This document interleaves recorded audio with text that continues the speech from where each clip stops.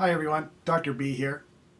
Today I want to talk a little bit about some of the primary features of operant conditioning, namely reinforcement and punishment. Try to clarify those sometimes confusing terms for you.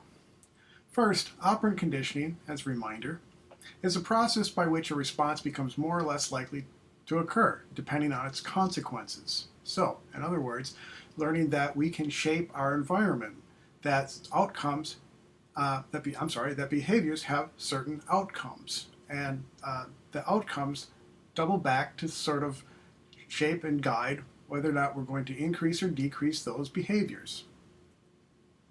So we talk about reinforcement and punishment as two consequences of behavior. So we behave and we are either reinforced or punished. There's a third option, neutral thing. Sometimes just nothing happens, nothing of consequence happens. Those aren't very interesting consequences, so we don't typically talk about them. So don't forget there is a third category, but it's not very interesting. So reinforcement and punishment are the two that we talk about. Reinforcement is a process by which some stimulus in the environment or a set of events strengthens or increases the probability of the response that follows. Okay, so we do something, and if we have a favorable outcome, we're more likely to engage in that behavior. Punishment is quite the opposite. It's the process by which a stimulus or event weakens or reduces the probability of that response that follows. Okay, so we emit a behavior and we're punished by it, and we're less likely to engage in that behavior. But it gets more complicated than that.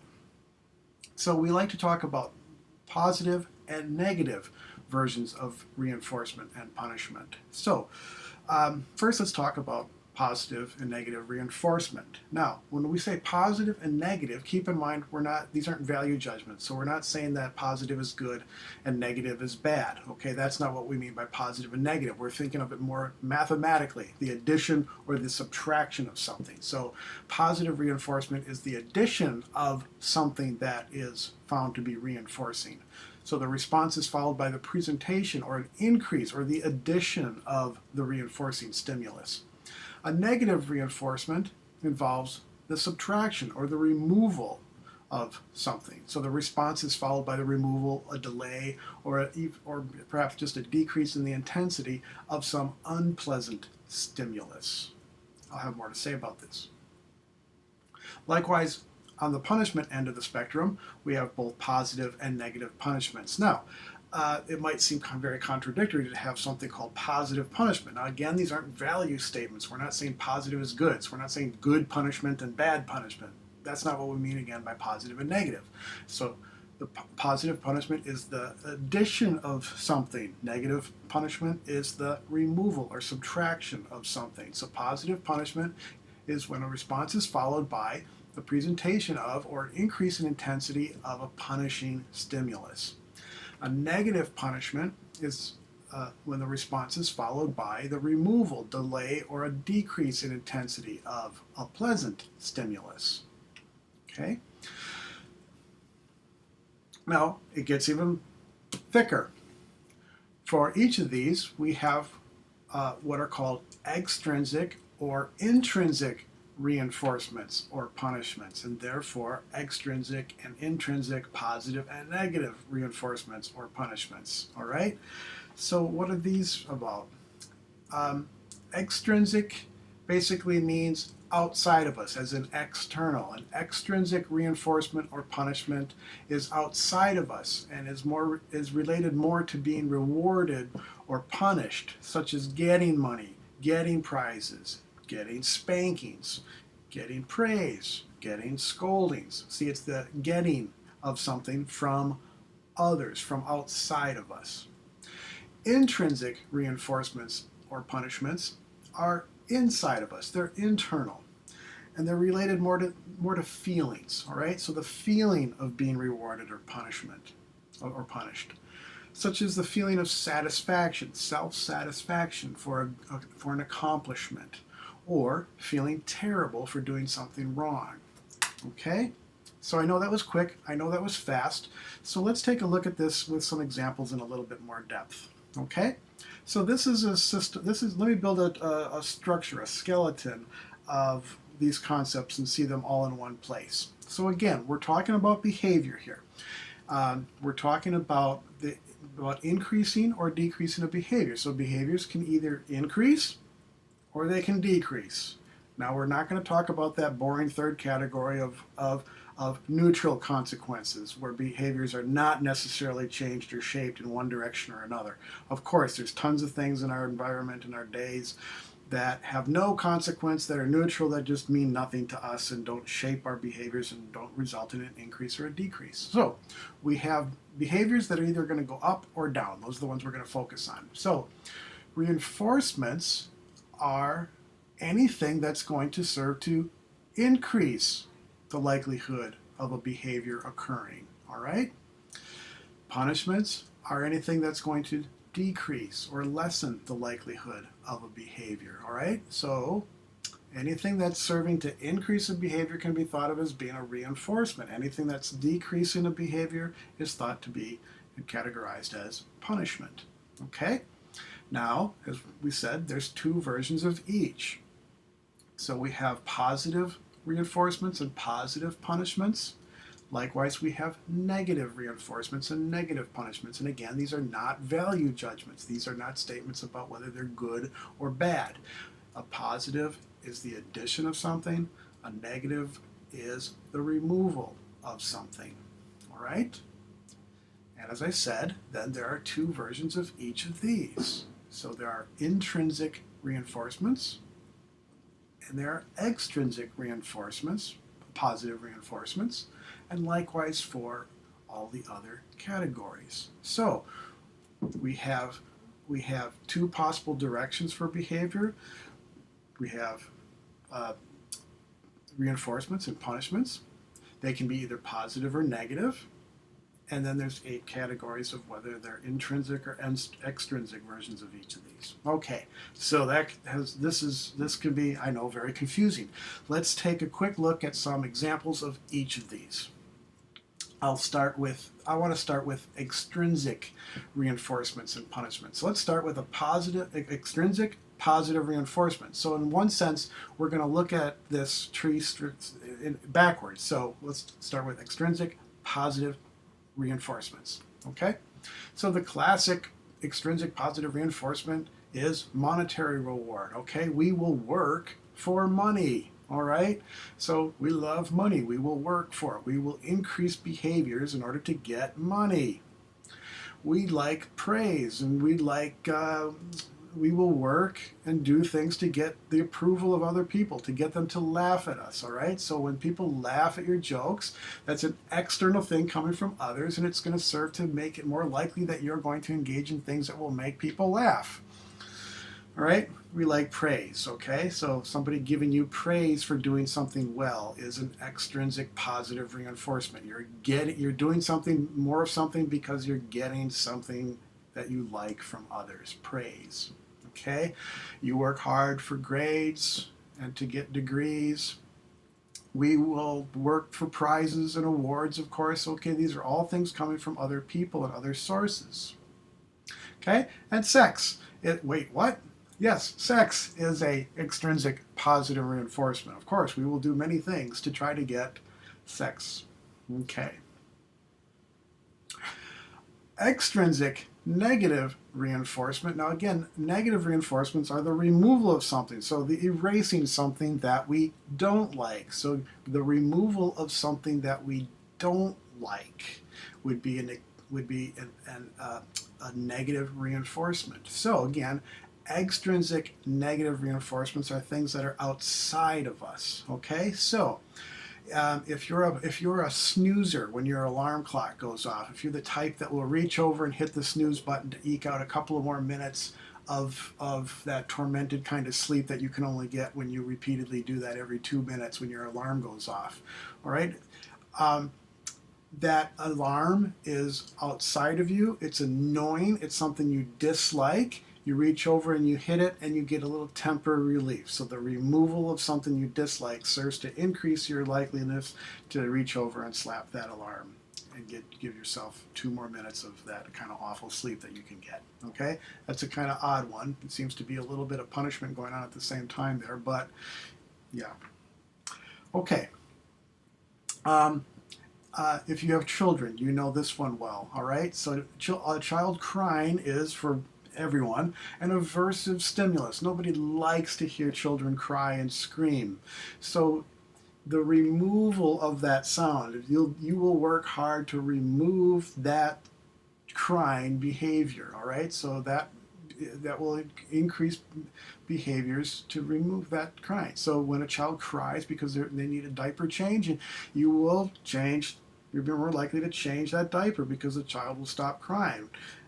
They're hungry, you'll feed them. All right. Now this can backfire when you're in a grocery store and your child's throwing a temper tantrum, which is equally something that you dislike hearing. If you reward that child by putting whatever it is they're screaming about in the shopping cart, they want in the candy aisle and they want that candy. If you throw it in the basket for them and it stops their crying, well, yes, you're reinforcing their behavior and yours. Okay, the child screaming and then stopping serves to increase your likeliness to succumb to that sort of bribery that they're putting you through. So 2 people are getting reinforced there. Okay, so I'm bringing that up as an example of an extrinsic negative reinforcement for your behavior. Okay, but that's also, right, serving as sort of a prize, an extrinsic positive reinforcement for the child. All right, they're getting what they want by screaming, so they get something good, and that's going to increase that behavior of temper tantrums. Okay, something to think about. Okay. Taking aspirin and things like that to reduce or eliminate a headache is a good example of an extrinsic negative reinforcement. Nobody likes a headache. That pain is awful. You want to get rid of it. You take an aspirin. If you find that serves to reduce or eliminate the headache, you're more likely to take aspirin. Your aspirin taking behavior will go up because of the removal of something you dislike.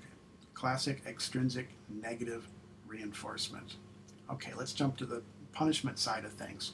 An extrinsic positive punishment, the classic example is a good old spanking. All right, you did something bad, you got a spanking. You got positive. You added a spanking to your life. Okay, so that was done by your parents, hoping and presuming to reduce something. They wanted to reduce whatever it was that you did that got you the spanking. All right. Now, think about how that can backfire. It can backfire because generally what you want as a parent is not necessarily the removal of something, but you want the increase of something. Okay, if a child has brought back bad grades from school, okay, classic kind of mistake is for a parent to punish them, give them a spanking, okay, a physical punishment. Right? Now, punishments are only going to reduce a behavior. Is it really something that you want to reduce when a child brings back bad grades? Well, what are they going to learn there? I should not bring back my report card. If I bring back a bad report card, I get a spanking. You're serving to increase the likelihood that they're going to not bring the report card or really hesitate bringing you the report card. It doesn't necessarily, that isn't going to translate automatically like you're hoping into an increase in studying more and doing all the things that you should be doing, increasing to get good grades. All right. Likewise, when you're trying to when you're trying to housebreak a dog, okay? What's the classic thing that people do when they're trying to train a dog?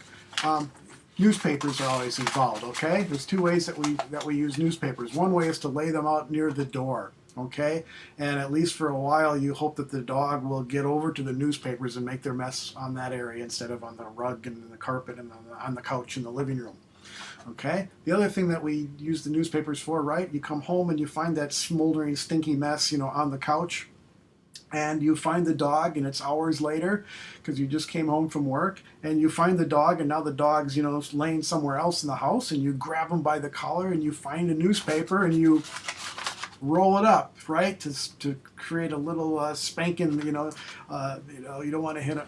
Don't hit your dog with something really hard. You lash them with a newspaper, and the dog yelps a little bit, and they're not really getting hurt because it's just paper. Okay, so you hold their nose in there, and you give them a spanking for crapping on your couch. Okay, now, is that really what you're wanting to do? Are you really trying to decrease them going on your couch? Well, you think you are, but what is the dog likely to think about this? Now, I don't like to think about what dogs think about, because who knows what dogs think about, and I don't think they think like we think, despite all the Disney movies that we see, all right? But I can imagine that this might be going through a dog's mind, all right? They're minding their own business. It's hours later. You come home. You find them. You're obviously angry. Dogs are attuned to our feelings, and they can see right away you're angry. And yes, you grab it by the collar, and you drag it. It starts whimpering and dragging its butt behind you, and you grab its nose, and you thrust it into that smoldering, stinking pile there, and you start beating them with the newspaper on the butt and telling them that they're bad. What's a dog to think about that? You're hoping that they're going to automatically think, oh, I wasn't supposed to go there. I better stop doing that. I better decrease that pooping on the couch behavior. I don't think a dog is quite capable of thinking that intelligently about it. I think it's just as likely that they're going to be thinking, oh, I guess this wasn't big enough. Oh, maybe it doesn't smell enough. Maybe it was supposed to be all over the couch instead of in this one small pile, okay? It's a big leap of faith for you to think that the dog is going to immediately know that it was that behavior that you wanted to eliminate and decrease, okay? So that's why that doesn't really work so well in the house-breaking toilet training for your dog, okay? So there is a time and a place for a spanking, though, all right? So likewise, I was saying that spanking, parents are a little bit sometimes too quick to lash out with the spankings for things like, bad behaviors and bad grades and performance at school, and, maybe being mean to friends or something. All kinds of things that parents are mistakenly spanking kids for, because they're focusing too much on the one thing that they want to decrease, but it's actually other behaviors that you're hoping to increase, all right? You don't want them to be mean to other children. You want them to be nice to other children. You want to increase the behaviors of them being nice, okay? You want, there's lots of behaviors that are involved with getting good grades, okay? To focus on eliminating, what exactly resulted in the bad grade that it is that you're hoping to decrease when you're spanking, okay? The focus is the wrong direction. We have to figure out how to increase behaviors, how to reinforce them rather than try to punish them. So there is a time and a place for punishment, for extrinsic positive punishment, okay? Let me give you a good example. When your kid's about to run out in front of a semi-truck on the street without looking, you grab them, you spank them, and you give them that quick reminder of why that's wrong, okay? You want to immediately and quickly decrease running out in front of a truck or reaching out and touching a hot stove, okay? That's not the time to try to figure out some hoity-toity intrinsic positive reinforcement to convince them why doing other things like looking left and looking right and thinking about whether or not I want to touch that hot stove. That's not the time or place, okay? You have to be swift, you have to be judicious. It has to be clear why the punishment is coming their way. And it's to immediately result in a decrease of that immediate behavior that you're trying to decrease, okay? So in that regard, spanking's got its time and its place. Okay, some other extrinsic positive punishments. You drink too much, you get a headache and a hangover the next day, all right? So that behavior results in an increase in something aversive, like a headache or feeling sick, and for many people, not all people, that will serve to decrease that excessive drinking behavior, okay? You have to stop and think why it doesn't always. Why do people say things like, I'm never going to drink again after getting that terrible hangover the next day? And where are they the next weekend? Drinking too much in the bars, okay? Obviously, the link wasn't made to the behavior of drinking, and it hasn't resulted in a decrease in the drinking. Something else is reinforcing that behavior. And if you truly want to stop that, you have to find out what it is that's reinforcing the drinking and not focus so much. The hangover isn't working to punish. And as you may know, drink often enough, the hangovers become lessened, and that's another reason why excessive drinking happens, because it no longer becomes quite as punishing as it is for somebody who's new and naive to it. Okay, other unhealthy behaviors. You will get sick, okay? So you will need to see your doctor. You will get visits to the hospital and the doctors, all right? At work, you will learn that you get screwed, okay? My screw is meaning something different here. All right, so getting screwed is a classic, positive extrinsic punishment, getting screwed by others, okay? All right. What about negative punishment? Let's talk about extrinsic negative punishment. All right? Extrinsic means someone outside of you is removing something that you like. Okay? So the removal of things that you like your freedom. Okay? Losing your freedom is an extrinsic negative punishment. Okay? If you like your job, you like the money that it gets in, you like the praise that you get from other people when you do good work, okay? If you don't do those things, if you might get fired, okay? So you get the removal of something you like. Maybe you don't like work, but you like having the income so you can pay those bills. All right? So getting fired is by other people, by your boss, is getting an extrinsic negative punishment, right? The removal of something that you kind of enjoyed at some level, all right? Getting grounded, all right? So if you weren't getting spanked, you were likely getting grounded as a child, okay? So I don't know if you can read that. I like this. Darth Vader telling Leia, Princess Leia, that's it, you're grounded, okay. And in the extreme form, going to jail, getting your freedom taken away, all right? So that's a classic negative punishment, all right? All right, let's take a look at the intrinsic stuff. That was focusing on all the extrinsic things. Let's work our way up this totem pole by looking at the intrinsic versions of everything, all right? So intrinsic negative punishment, what's that? If you like free time, if you like pleasant, you like your hobbies, if you're a golfer, you like to golf, okay? But if you don't get your work done, you don't get to go on that, go golfing or do that thing that you like to do, all right? So, and that might be your own decision. So other people might not come and tell you, you can't go golfing. You decide yourself, I can't go golfing, all right? So you remove something that you like, all right? The removal, again, of something you like, okay? But it's not other people removing it, it's you removing it yourself, all right? So everybody likes to be happy, right? Well, if something is making you feel unhappy, all right, that's the removal of your happiness. That should serve to reduce whatever it is that resulted in that, all right? And people like sex, but if you're doing things that don't result in you being able to get sex, all right, well, sex typically is going to involve another person, and it might seem like an extrinsic thing here. I'm putting this over in the intrinsic column as well, because if you like that, and you do something that results in the removal of that, okay, you break up with your boyfriend or girlfriend, you get divorced, all right, you might, at least for a while, lose that source of good times, good feelings, all right? So intrinsic negative punishment, okay, for bad behavior. All right, intrinsic positive punishment. Okay. The feeling of disappointment, okay, the feeling that you get when you have done something wrong, all right, disappointment, regret, sadness, okay, being rejected by others. Now again, that might seem like an external kind of thing, and it borders on it, but feeling rejected is kind of, other people can definitely reject you, okay, but sometimes we just feel rejected. They may not be actually thinking that they're rejecting us. Okay, you were really hoping to hang out with your friends, and they won't, or they don't.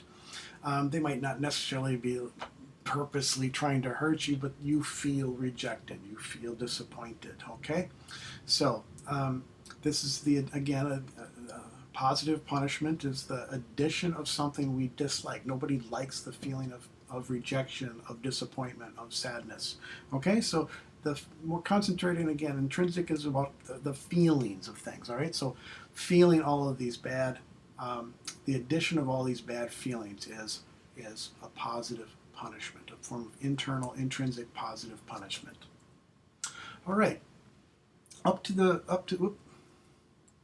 move up to intrinsic negative reinforcement. Okay, negative reinforcement again involves the removal of something we dislike. Okay, when something we don't like gets removed, like the headache over here on the extrinsic side, we externally take an aspirin to get rid of it.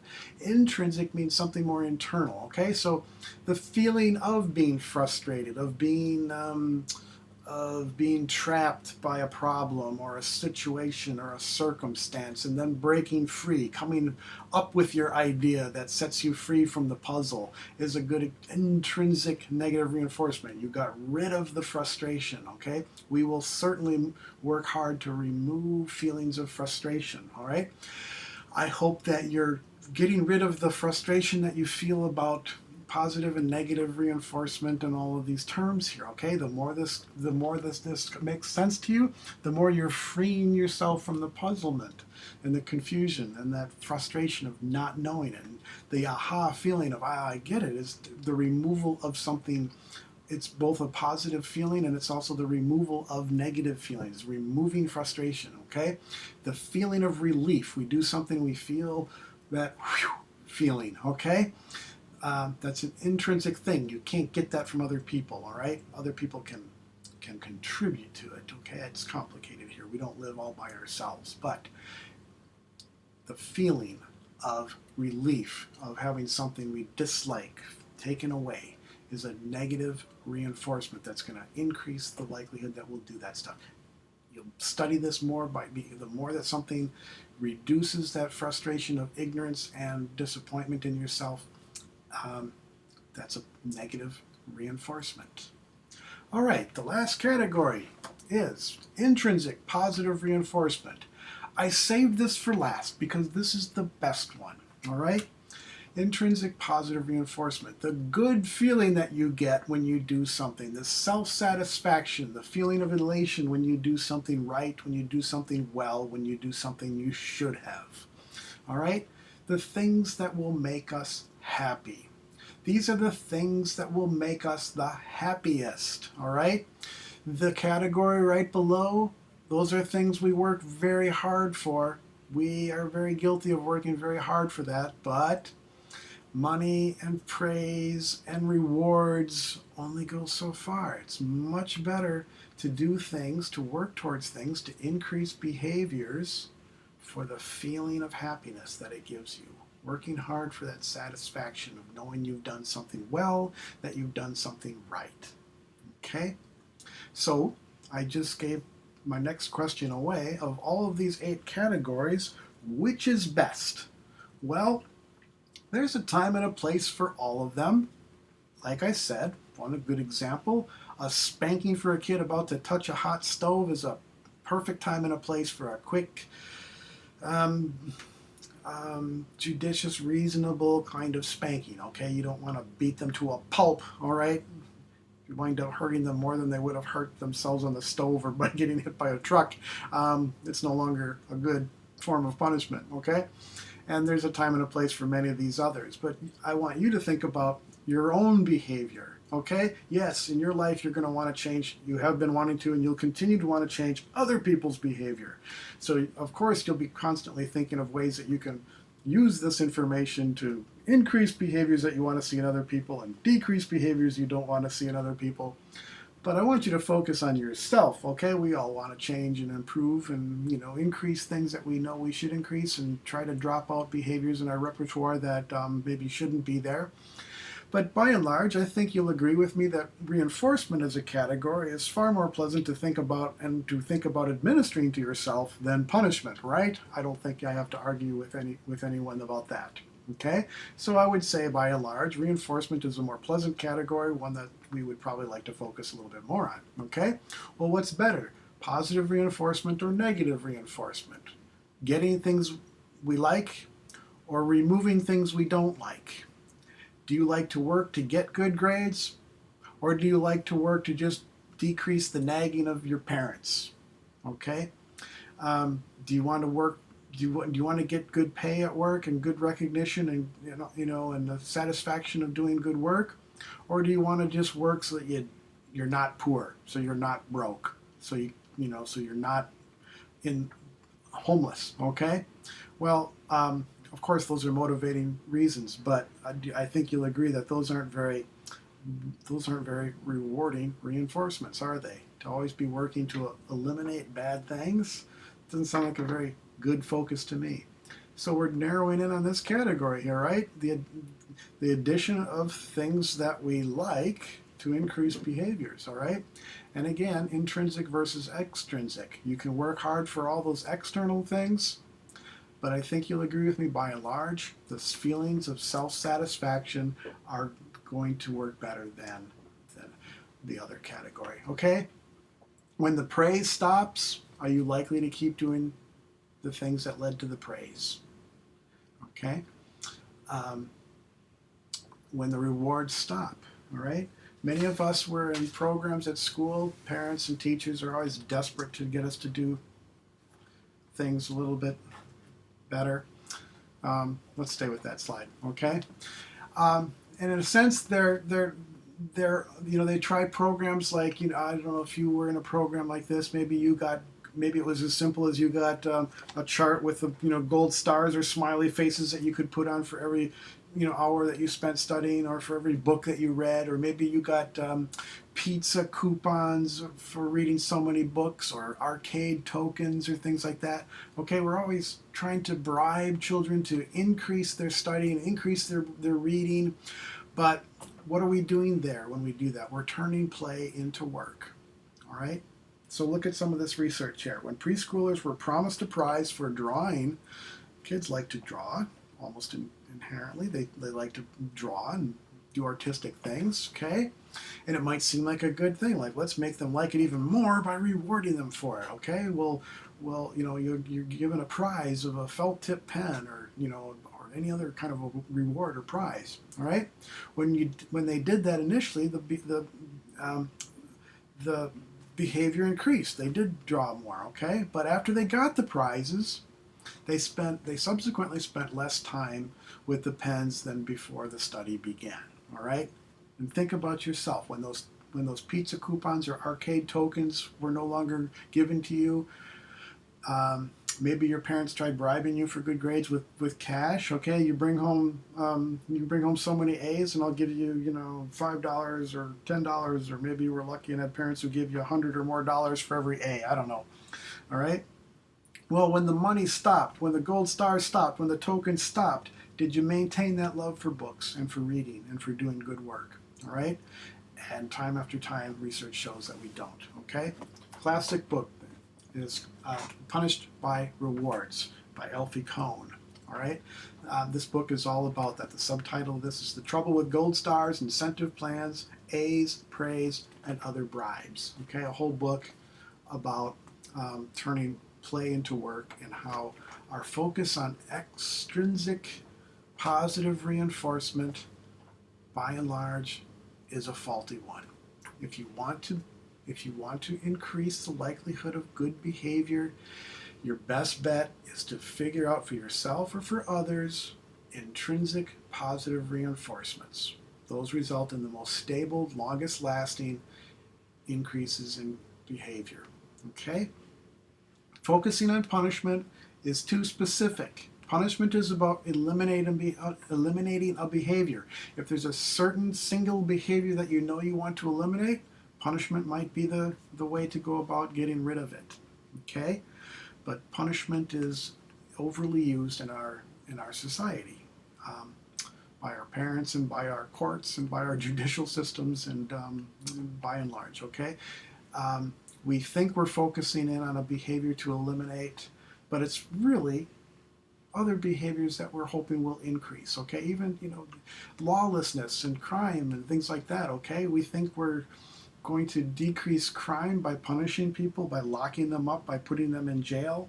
Okay, it doesn't work, as we all know. Okay, doesn't work. Crime doesn't go down because of the presence of prisons and punishments. And okay, instead we need to focus on increasing other behaviors that we want to see. Criminal behavior is too complicated to say, oh, it's just that crime that we want to reduce. We want you to stop breaking into cars. Well, there's too many other things that lead to that behavior, and there's too many other things that we would like to see them do instead, and it would be better to focus on all the multitude of behaviors we'd like to see increase than the one crazy behavior we'd like to see decrease. Okay? So I hope that made sense to you. Review this, take a look at this, and more. Take your time and look at this more slowly, and try to think of your own examples for each of these. See if you can come up with your own examples in everyday life of all 8 of these categories. And when you do so, you will have a very positive, intrinsic, rewarding kind of feeling of satisfaction of being able to do so. You will have this relief of confusion and ignorance removed from your feelings, and you'll do better. This can help you in all walks of life. Trust me. Enjoy. Have fun. And learn much. See you next time.